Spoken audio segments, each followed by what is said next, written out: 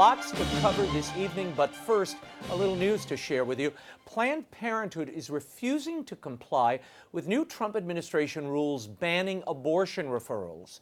The organization announced it would stop taking federal funding rather than obey the new rule that prohibits them from referring women for abortion procedures. Earlier this week, HHS notified all family planning clinics, including Planned Parenthood, that the ban would take effect this week.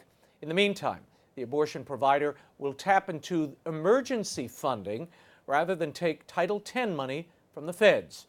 Also this week, Planned Parenthood ousted its president after less than a year. Dr. Leah Wen was apparently removed for preferring to focus on women's health rather than Planned Parenthood's abortion business. And the U.S. Catholic bishops are condemning the administration's crackdown on illegal immigration. The USCCB president, Cardinal Daniel DiNardo, issued a strong statement saying enforcement actions by the Immigration and Customs Enforcement Agency separate families, cause the unacceptable suffering of thousands of children and their parents, and create widespread panic in our communities. I condemn such an approach, which has created a climate of fear in our parishes and communities across the country. ICE officials launched nationwide raids this week targeting illegal aliens currently under orders to leave the United States. Now, these migrants have been through the legal process and, for whatever reason, were ordered by the courts to leave the country. Daniel DiNardo, Cardinal DiNardo, went on to urge President Trump to reconsider this action. This week marked the second annual Ministerial to advance religious freedom at the U.S. State Department. It's the largest event of its kind in the world. The conference was attended by over 1,000 civil and religious leaders and over 100 foreign delegations. These ministerials seek to advocate for religious freedom all over the globe. My first guest is the man behind the event, Secretary of State Mike Pompeo. He started these gatherings back in 2018. I sat down with him at the State Department to discuss the goals and objectives of these ministerials, U.S. policy in hot spots around the globe like China, Iran, and North Korea, as well as his very personal reasons for championing the rights of religious minorities.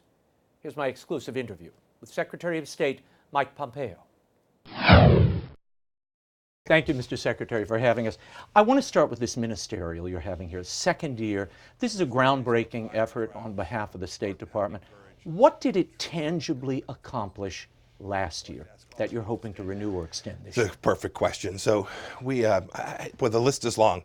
There were great outcomes. We had a religious gathering in the United Arab Emirates with people from all different faiths. Taiwan advanced religious freedom in important ways. The list is really long. Importantly, I think even more than any specific thing that took place, what you saw is a renewed focus, a renewed understanding about the importance of religious freedom as the first right for every human being. And so I think lots of countries came here, didn't know, frankly, the first time what to expect, and walked away from it with understanding that this isn't political, this isn't about American power, this is about the fundamental obligation of every government to provide their people with the right to practice their conscience, to exercise their religious freedom in the way that they choose. A couple of weeks ago, you announced a groundbreaking effort, another one here, an Unalienable Rights Commission headed by Marianne Glendon, someone very familiar to our audience. In the material I read about this commission, you all talk about human rights being hijacked, that terminology being hijacked by some countries. What concerns you the most? What did you mean by that? So there are many examples, but to come back to first principles and a grounding in the fundamental rights is what we're asking the commission to do. Professor Glendon will do a great work on that. I'm confident of that. When you travel or you read about things that are happening in other countries, they will take actions that you and I would find unconscionable, but they will mask it under the idea of this rights. And when you see that language being abused in that way, here's a good example. The UN Human Rights Council had sitting on it countries that treat women poorly, treat people different because of their faith or because of their race or because of their sexual orientation, things that we know governments ought not do. And so we want to bring it back. The attempt is to reground that so that the United States Department of State, at very least, is back to first principles on what these human rights are. and clean up that language. We have lots of documents. We have our founding documents. There's the 1948 Declaration, and so we're going to go revisit those and come up with something that I think will bring us forward in ways that hadn't been done for a couple decades. So we think a very important mission. You mentioned the United Nations. For the third year in a row, you made the announcement the other day that we are withholding funds, 32 million plus, to the UN Population Fund. Why are you doing that? They claim they are not involved in coercive abortions abroad, supporting China and countries like it. You would say what? President Trump's been very clear. We are not going to permit U.S. taxpayer dollars to be used in any way that is connected to ending human life, to abortion. So the analysis that we'd conducted here concluded that this would be an inappropriate use of U.S. taxpayer dollars. We still want to make sure we protect women's access to health care. We'll never diminish. Indeed, this administration is spending more money on that important purpose. But whether it's our Mexico City policy or U.S. taxpayer dollars spent at the United Nations, President Trump has made clear that we want to respect every human life. You have said, vis-a-vis religious liberty, America's commitment to religious freedom will never waver. Given that commitment, why have we not heard so much about religious and human rights in the conversations with China? And why not tie those rights, as previous administrations have, to trade? So I think we've done that more than perhaps the administration's been given credit for. Whether it was our Consul General in Hong Kong, or the statements that have been made by various officials, including me, about you've been very outspoken on this issue. About the denial of fundamental human rights to the Uyghurs, the Muslim Uyghurs and Kazakhs that are being detained in Xinjiang. We've talked about that. It's the case, and your viewers should know. Complicated. We have multiple priorities in many countries, and so it's not always the case that this is the only thing that we have to consider in our foreign policy. But I'm very proud of what this administration has done in terms of raising human rights as an important issue, not only in China, but all around the world. Let's talk about North Korea for a moment. You were with the president on that recent trip where you made history across the DMZ, went into North Korea. It seems Kim doesn't really want to negotiate with anybody but the president directly. Is that the case? And do you think these nuke talks are going to restart soon? So I hope so. Chairman Kim made a commitment that they would. He said that in several weeks he would put his working level team back together. We're ready to go. I hope so. I hope so, not so that we can negotiate. I hope so because we can make life better for the North Korean people. If we get this right, we can reduce risk to the world. We can create an opportunity for real peace. We can denuclearize North Korea in a way that we can verify and the world can get comfortable that that's really taken place. And then there's real opportunity for the North Korean people to live a better, brighter future. Kim has said if we run these military operations with South Korea, he will resume testing. A concern? I saw those comments. I think we're doing exactly what President Trump promised Chairman Kim we would do with respect to those exercises. I think we'll get that right. I'm confident that these conversations are going to continue. I want to talk about Iran for a moment. The European Union is attempting to keep the nuclear deal in place.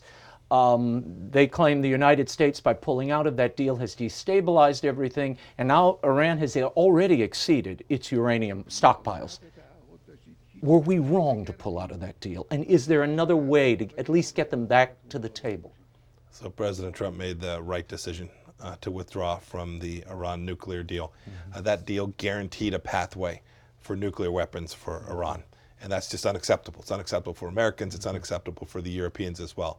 They've chosen a different path. We've said this. Until such time as you behave like a normal nation, right? This is the world's largest state sponsor of terror. You talk about human rights violation. There are Americans detained there today, sitting in prisons that are just completely unacceptable. We've watched them commit acts of terror all throughout the Middle East, indeed assassination campaigns in Europe. These are the hallmarks of a regime that is headed down the wrong path. We are trying to draw them back into that. The president said, we're prepared to negotiate with no preconditions to sit down and talk about the terror activity, the missile program, the nuclear program as well. I hope that the Islamic Republic of Iran leadership, the Ayatollah in particular, will take this opportunity to solve this in a way that is diplomatic. You're on your way to Mexico, South America, Central America, Puerto Rico. There are reports that the Mexican economy is teetering here, about to fall into recession if it hasn't already. Are you concerned that the lack of momentum in Congress to pass the new North American Free Trade Agreement with Mexico and Canada, that could further destabilize Mexico and perhaps increase the problems we're seeing at the border? There's a real risk of that. I think the USMCA is important. I hope that Congress will take it up. I hope that Speaker Pelosi will choose to move forward and round up enough Democrat votes to support it. It's important not only for the Mexican economy, but for the American economy and the Canadian economy as well. It's the right thing to do for American business and American workers, and I hope that we can get that done. There's an immigration element to it as well. A successful Mexican economy reduces the magnet that is this amazing economy that we're experiencing here in the United States today. What's going to be your message to our partners there, and particularly Puerto Rico? In Puerto Rico, obviously American territory, there is some instability, a lot of protests now against the current governor. What's going to be your message there? Goodness, I don't know that my message in Puerto Rico will be it's part of our own territory. Yeah. But the message more broadly to the foreign countries to which I'm headed is America is your partner. We will be your best friend. We'll trade with you. We abide by the rule of law. We're transparent. We're a democracy. We are stable. We'll be with you for the long haul. You should be a good partner for us. And we've seen this transformation throughout South America of democratic countries.